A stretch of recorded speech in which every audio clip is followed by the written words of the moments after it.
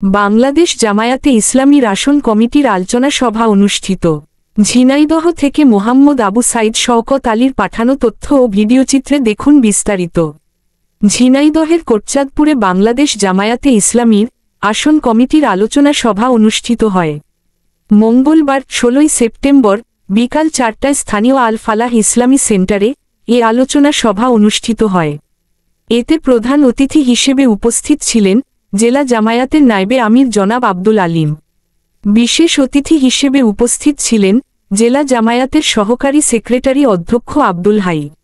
ঝিনাইদহ ৩ মহেশপুর কোটচাঁদপুর আসনে বাংলাদেশ জামায়াতে ইসলামী মনোনীত সংসদ সদস্য পদপ্রার্থী অধ্যাপক মতিয়ার রহমান।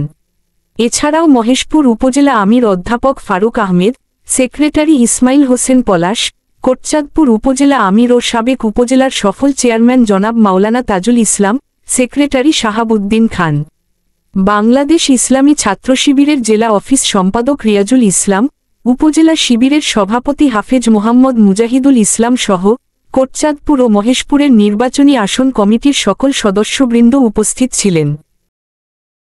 সেই ক্ষেত্রে আপনাকে এই কাজটা আপনাদের সভাপতি বক্তব্য আমাদের এই যে আমরা সবাই বাংলাদেশের নাগরিক আছি, এই ধরনের কিছু মত বিনিময় অনুষ্ঠান করে আমরা কাছাকাছি হলাম এবং তাদের কাছে আমরা আগামী দিনের নির্বাচনের ব্যাপারেও করলে সব জায়গায় ঘটছে এবং আপনাদের পরামর্শ